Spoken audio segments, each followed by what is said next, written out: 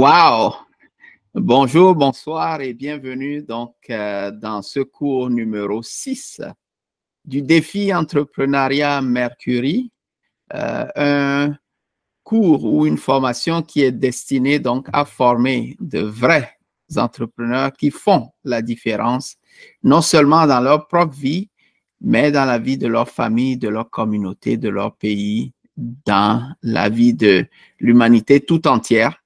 Et donc, qui créent réellement de la richesse et qui ont un impact sur leur environnement et sur tous ceux qui les côtoient. Alors, je suis Kofi Sonopon et ça me fait plaisir donc de continuer cette aventure avec vous. Dans ce cours numéro 6, j'aimerais un peu parler de l'équilibre de l'être parce que dans les cours précédents, nous avions eu donc à aborder l'identité de qui nous sommes réellement, de nous en tant qu'êtres humains. Et nous sommes arrivés donc à la conclusion que nous sommes l'être, le vrai être, il est en fait un esprit. Okay? Donc l'être humain est avant tout un être spirituel. Mais il se trouve qu'il vit dans une dimension corporelle, donc une dimension physique, et il a également une autre dimension qui est la dimension de l'âme ou la dimension émotionnelle. Alors, il se trouve donc que l'être humain est un être avant tout spirituel qui vit donc l'expérience spirituelle, mais également l'expérience émotionnelle et l'expérience corporelle ou physique. Cela donc donne une certaine complexité, pardon. Cela donne une complexité à la chose qui fait que on est obligé donc de prendre en compte ces trois dimensions-là. Idéalement, lorsque nous arrivons à nous rendre compte que nous ne sommes pas essentiellement un être corporel ou physique, comme on a toujours pensé que nous l'étions, ouais. Soit que certains d'entre vous le savaient déjà ou le saviez déjà, mais pour la majorité des habitants de la Terre, beaucoup pensent que notre existence se limite à notre corps physique.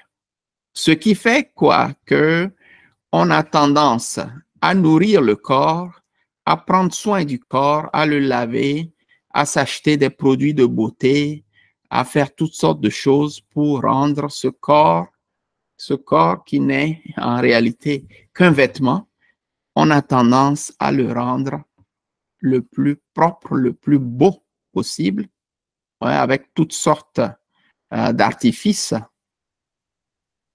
mais en oubliant que le vrai être, il est spirituel ou en ne le sachant tout simplement pas. Cela, évidemment, crée un déséquilibre. Pourquoi? Parce que si nous consacrons notre temps, notre énergie, notre argent à entretenir la dimension corporelle de notre être, il va de soi que quelque part, nous négligeons les deux autres dimensions qui sont donc la dimension émotionnelle et surtout la dimension spirituelle qui nous représente réellement. Ouais. Parce que le corps est limité, l'esprit ne l'est pas. Le corps est visible pour nous, l'esprit ne l'est pas. Mais il est en contact direct avec notre Créateur, qui est donc sa source de vie, qui est donc sa source de tout ce qui peut être bénéfique pour nous à long terme. Alors, qui parle de l'esprit lié à Dieu, veut dire aussi que c'est un être éternel.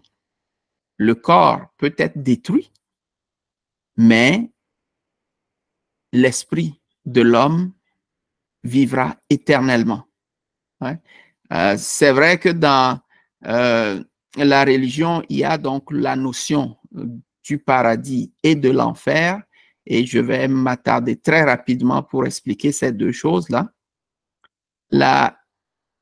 le paradis, donc, c'est la vie dans la présence du Créateur. Ouais? Dans la présence du Créateur. Et l'enfer ou la deuxième mort, c'est en fait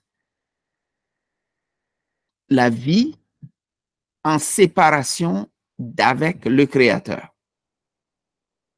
Et pour nous, en fait, nous choisissons cette demeure éternelle-là à partir de notre expérience physique ou corporelle. Ouais. Cela rejoint un peu la question que j'avais posée la dernière fois. Pourquoi sommes-nous ici et quelle est notre mission? Alors, pourquoi sommes-nous ici déjà? Cela remonte au fait que si nous comprenons en fait que notre Créateur, comme on nous le présente généralement dans les Saintes Écritures, qu'il est amour. L'amour ne peut pas se manifester sans avoir un objet ou bien un être qui est aimé. Il n'y a pas d'amour si il n'y a pas quelque chose d'autre qu'on peut aimer ou une autre personne qu'on peut aimer. Donc, cette manifestation de l'amour du Créateur s'est traduite par donc la création d'un être qui lui ressemble et qu'il aime profondément. Voilà, en quelque sorte, la raison de notre existence. Maintenant, pourquoi sommes-nous sur la terre? Parce qu'on aurait pu être directement avec lui. Comme j'ai dit, je ne veux pas nécessairement faire de cette formation une formation religieuse, donc je veux m'en tenir vraiment à l'essentiel. Donc, tout ce que je peux dire, c'est que nous sommes ici sur la terre pour apprendre. Nous sommes à l'école de la vie, où nous devons apprendre à aimer comme notre Créateur. Ce qui fait que c'est en progressant dans notre connaissance, dans notre expérience d'apprentissage de l'amour et de l'amour inconditionnel, parce que il nous aime de façon inconditionnelle. C'est en nous élevant donc graduellement vers ce degré très, très élevé de l'amour que nous allons pouvoir nous qualifier à être dans sa présence. Okay?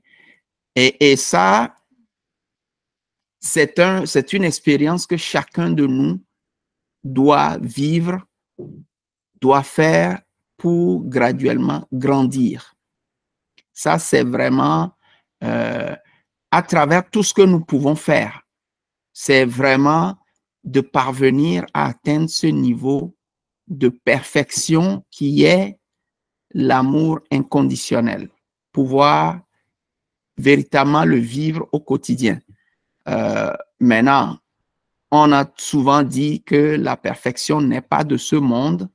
Effectivement, la perfection n'est pas de ce monde, mais lorsque nous sommes convaincus et conscients que notre mission sur la terre, c'est d'aller à l'école de la vie et qu'à travers les expériences que nous vivons au quotidien, nous développons ou grandissons à travers cet amour inconditionnel qui est donc le but pour lequel nous sommes sur la terre, nous allons graduellement tendre vers la perfection que représente donc le Créateur qui a bien voulu que nous existions et qui a bien voulu que nous soyons sur la terre.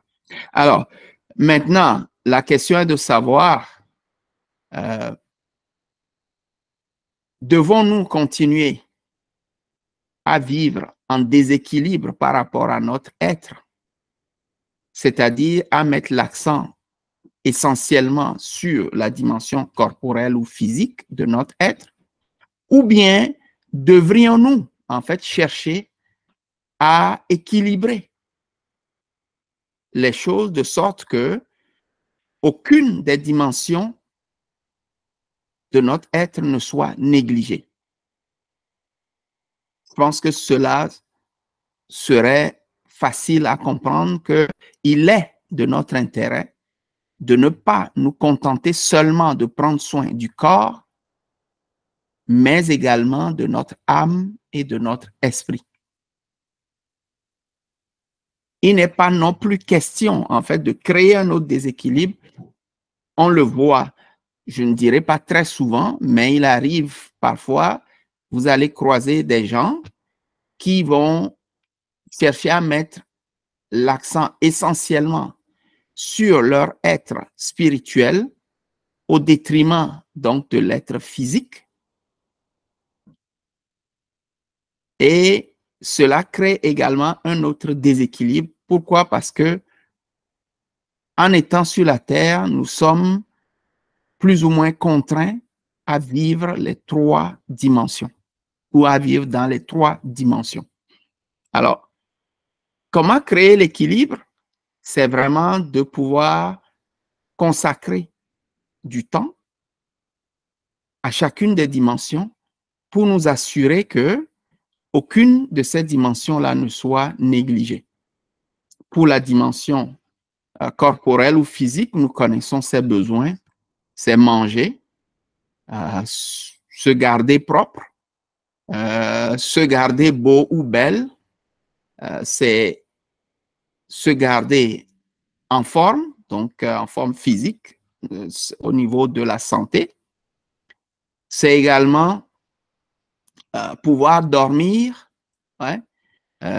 En tout cas, tous ces besoins élémentaires que nous connaissons sont essentiellement destinés au corps ou à la chair. Maintenant, pour l'âme, nous devons également l'entretenir en lui permettant d'être nourri par de bonnes émotions, ouais, les émotions comme la joie, le bonheur, la gratitude, ainsi de suite. L'amour, important.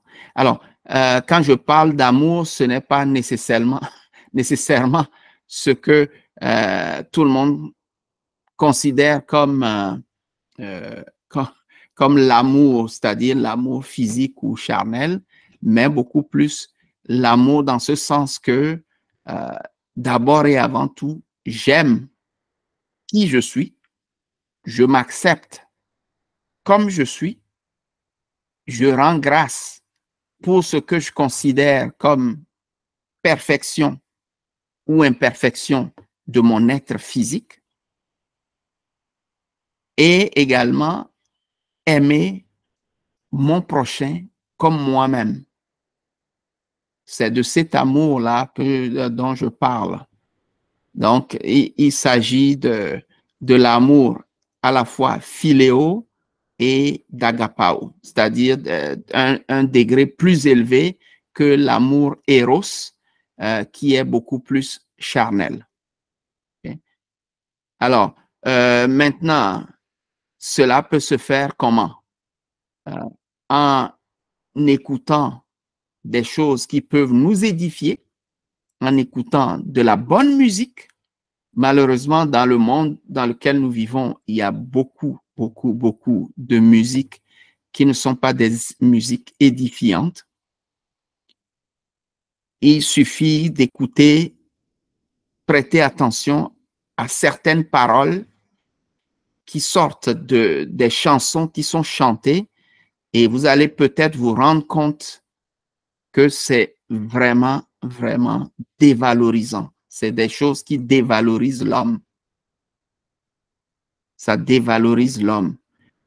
Ça le diminue. Malheureusement, bon, avec si on s'en tient seulement au son des instruments musicaux, on peut danser vraiment, je sais pas, de toute sa vigueur et tout.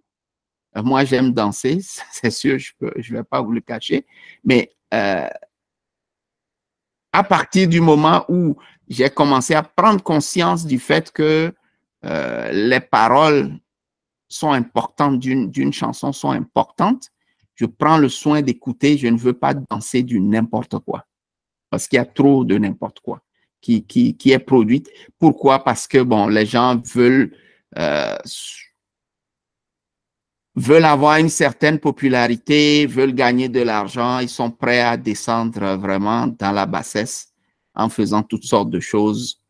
C'est juste déplorable parce que l'être humain que nous sommes, surtout si nous avons compris que notre être est spirituel avant tout à l'image et à la ressemblance de notre Créateur, il y a une limite que nous pouvons et nous devrions nous imposer pour ne pas dévaloriser, justement, ne pas dévaloriser qui nous sommes réellement. Okay. Il y a des livres que nous pouvons lire qui vont nous permettre de nourrir notre âme, lui permettre d'être au contact de choses qui peuvent nous faire grandir, découvrir de nouveaux horizons, apprendre de nouvelles choses que nous sommes conscients nous donnent plus de valeur en tant qu'être humain, ouais, en tant qu'être humain, créé à l'image et à la gloire de Dieu. Des livres sacrés, hein, où on nous enseigne à mieux en savoir sur nous-mêmes, qui nous sommes, pourquoi nous sommes ici, et qui nous donne beaucoup d'exemples de gens qui nous ont précédés, comment ils ont vécu, quelle a été leur fin, et qui nous permettent donc de nous édifier. Voilà. Oui, des biographies, des autobiographies de différentes personnes qui peuvent servir à la fois de modèle ou bien d'exemple à ne pas suivre. Ouais. Donc, tout ça là peut contribuer donc à nourrir notre âme. Ouais. Être en communion ou en fraternité avec des gens ou des groupes de personnes qui nous permettent de nous élever, ouais, pas qui nous permettent de devenir pire que nous le sommes, mais plutôt qui nous permettent de faire ressortir le meilleur de nous-mêmes. Ça, c'est des choses ou bien des expériences qui nous permettent donc de grandir émotionnellement. Maintenant, au-delà de ça, la dimension spirituelle, évidemment, cela découle, par exemple, de la prière, ouais, la prière, la méditation, passer des moments seuls avec nous-mêmes ou que ce soit en réfléchissant au sens même de notre vie ou bien en réfléchissant ou en méditant sur quelque chose que nous avons lu ou en gardant tout simplement le silence pour écouter au-delà du bruit quotidien que nous vivons, écouter donc le Créateur nous parler, parce que c'est possible que nous puissions recevoir des choses par révélation, pas forcément que nous allons entendre une voix audible, mais quelque chose que vous avez toujours lu. Par exemple, moi, il m'est arrivé plusieurs fois parce que je suis habitué, par exemple, à lire la Bible depuis l'âge de 19 ans. D'ailleurs, dans ma vingtaine, j'ai lu la Bible au complet 2 fois. Et depuis l'âge de 19 ans jusqu'à ce moment où je vous parle, il n'y a pratiquement aucun jour où je me lève et que je ne lis pas ne serait-ce qu'un verset de la Bible. Sinon, j'ai lu la Bible au complet par 2 fois, donc en 2 ans, et j'ai lu les différents livres de la Bible à plusieurs reprises. Le livre de la Genèse, je ne sais même pas combien de fois je l'ai lu. Les livres, d'autres livres donc de l'Ancien Testament, je les ai lus au moins une fois séparément. Les livres du Nouveau Testament, je les ai lus et relus je ne sais pas combien de fois. Et cela vous donne vraiment beaucoup d'informations. Vous découvrez une sagesse, des principes de la connaissance que vous n'aurez nulle part. Okay? Ça, c'est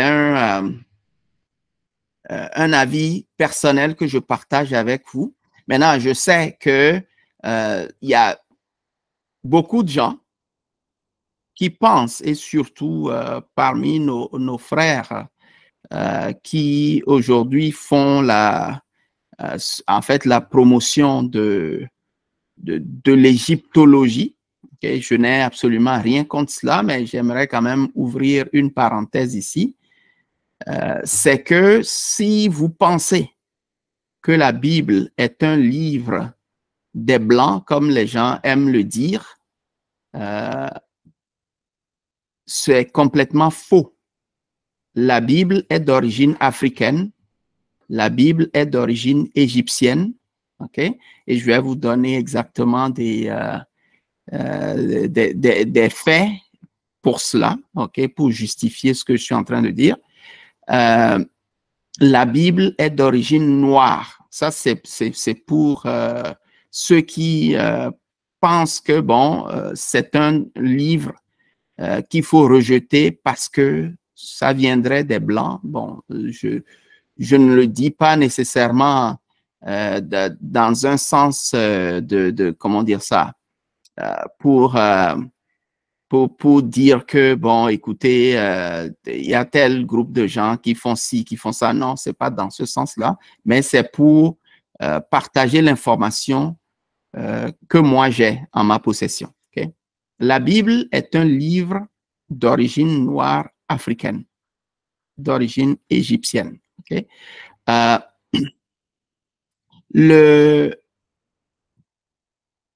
Si nous savons le travail que Cheikh Anta Diop a fait, nous sommes d'accord que à l'époque où la Bible, okay, où les enseignements de la Bible, essentiellement l'Ancien Testament, a été donc écrit, ceux qui habitaient l'Égypte en ce moment-là, c'était des Noirs. Et c'était des peuples noirs qui habitaient l'Égypte antique. Maintenant, qui a écrit les 5 premiers livres de la Bible et même quelques psaumes? C'est Moïse. Moïse a été élevé dans la maison de Pharaon comme un prince héritier au trône de Pharaon. Et je vais rajouter à cela que Moïse n'était pas blanc, Moïse était noir. Et je vais vous le prouver également. C'est une parenthèse que j'ouvre ici. Moïse était noir. C'est d'ailleurs pour cela qu'il a pu être accepté dans la maison de Pharaon, étant un enfant que la fille de Pharaon a présenté à son père comme son fils. Sinon, on lui aurait posé la question, mais attends, cet enfant, il est blanc, d'où vient qu'il serait ton fils? S'il était même... Mais le père l'a accepté parce que l'enfant était noir. Et il a été élevé et il a été initié donc à tout ce qu'il y a comme coutume ou culture égyptienne. C'est lui qui a écrit les 5 premiers livres de la Bible, qui forment ce qu'on va appeler la Torah, ce que les Juifs appellent la Torah. Et sans les 5 premiers livres de la Bible, donc on parle de Genèse, Exode, de Nombre, de Lévitique et de Deutéronome, sans ces 5 livres, la Bible que nous avons aujourd'hui n'aurait pas pu exister parce que tout ce qui a été fait ou dit ou accompli par la suite, si vous prenez le temps d'examiner ces 5 premiers livres-là, vous allez voir que les principes étaient déjà posés là-dedans. Okay? Encore une fois, je ne veux pas aller dans des ramifications religieuses, mais je peux juste vous dire que déjà les premiers livres ont été écrits par Moïse, qui a grandi comme un Égyptien, donc qui était noir. Qu'eux-mêmes, les frères, ses propres frères le considéraient aussi comme un Égyptien, jusqu'à ce qu'il se révèle à eux comme étant l'un d'entre eux. Donc, ses propres frères, qui étaient donc des Hébreux, ne pouvaient pas le distinguer d'un Égyptien. Eux-mêmes, ils le considéraient comme un Égyptien. Donc, ça, c'est clair, il n'y a pas de doute à ce niveau-là. Maintenant, si on s'attaque au Nouveau Testament, ouais, le Nouveau Testament a été écrit essentiellement, ouais, par les apôtres, mais surtout par Paul. Et Paul aussi, si vous lisez bien le livre des Actes, Paul a été considéré par les Romains comme un Égyptien. Parce qu'il s'était étonné du fait qu'il parlait une autre langue, hein, qu'il parlait une autre langue que la langue locale qu'ils avaient. Donc, ils lui ont posé la question, mais n'es-tu pas cet Égyptien-là? Ouais, c'est dans le livre des Actes. Et donc, clairement, il était considéré comme un Égyptien. Pourquoi? Parce qu'il était noir. Il en est de même de Jésus lui-même. Et ça, pourquoi est-ce qu'on peut le dire avec certitude? C'est que s'il était blanc, si Jésus était blanc, lorsque il s'était agi de fuir avec lui, donc Marie et Joseph avaient fui pour aller en Égypte pour se réfugier parce que Hérode cherchait à tuer l'enfant, on aurait su tout de suite que un couple de blancs avec un jeune enfant blanc sont allés en Égypte, ça aurait été très facile à repérer. Mais ils n'ont pas été repérés parce qu'ils étaient noirs. Et d'ailleurs, l'Église orthodoxe, si vous vous intéressez à la chose, vous allez vous rendre compte que dans l'Église orthodoxe qui vient, donc qui est originaire de l'Égypte, le Jésus qu'ils ont dans leur temple, le Marie, oui, Marie, la statue de Marie, la statue de Joseph qu'ils ont dans leurs églises, dans les églises orthodoxes, sont toutes de couleur noire. Okay? Parce que selon eux, selon les témoignages qu'ils ont recueillis, c'était des noirs et ils les représentent comme des noirs. Donc Jésus n'était pas un blanc, comme les gens ont toujours voulu nous faire croire. Ça aussi, c'est une autre fausseté. Okay?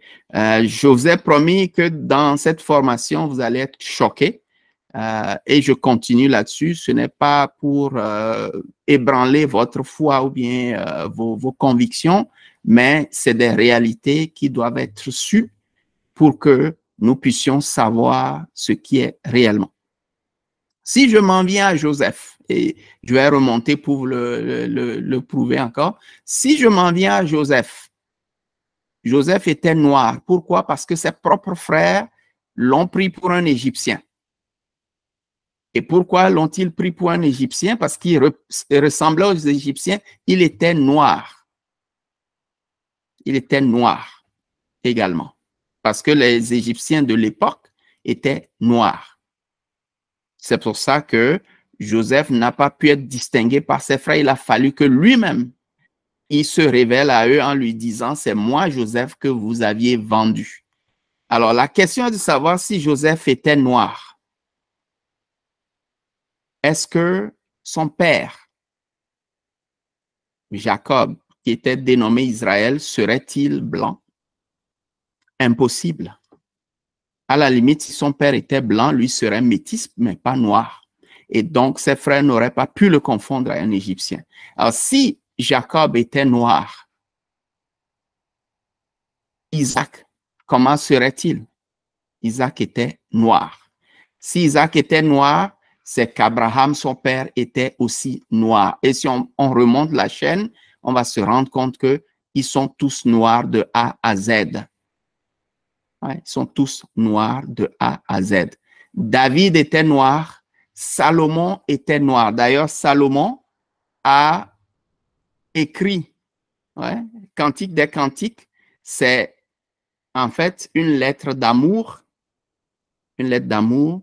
qu'il a écrit pour chanter la beauté de sa bien-aimée, la Sunamite, qui était noire. OK? Donc, Salomon était noir. Et d'ailleurs, je vais vous faire rire aussi en vous donnant cet exemple. Quelqu'un d'autre au XXe siècle, je dirais, a écrit sur la beauté de la femme noire. C'était le président sénégalais, le président Léopold Sédar Senghor, okay, qui avait écrit sur la beauté de la femme noire. Et lui, bon, on peut dire, après avoir chanté la beauté de la femme noire, pourquoi est-ce qu'il est allé épouser une femme blanche? Bon, je ne sais pas. Selon ma connaissance, je ne pense pas qu'il ait chanté la beauté de la femme blanche après en avoir épousé.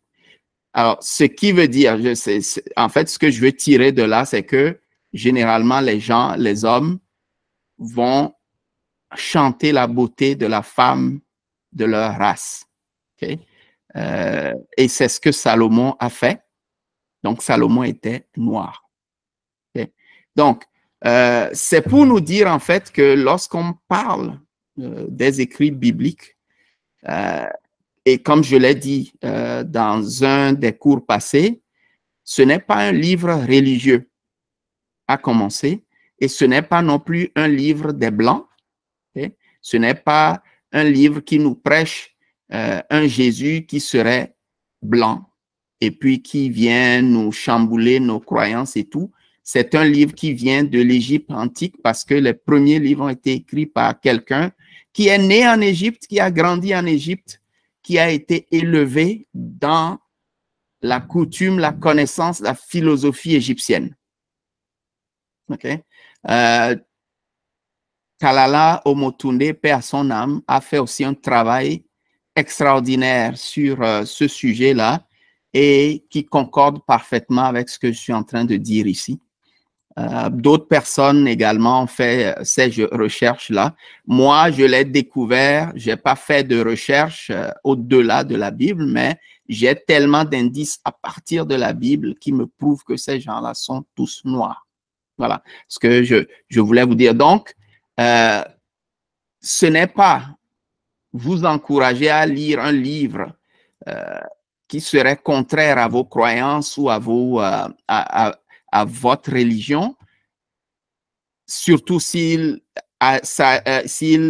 s'avérait que vous n'avez rien à voir avec la religion chrétienne, et je ne veux pas vous encourager nécessairement, ou bien ce n'est pas du prosélytisme que je suis en train de faire ici.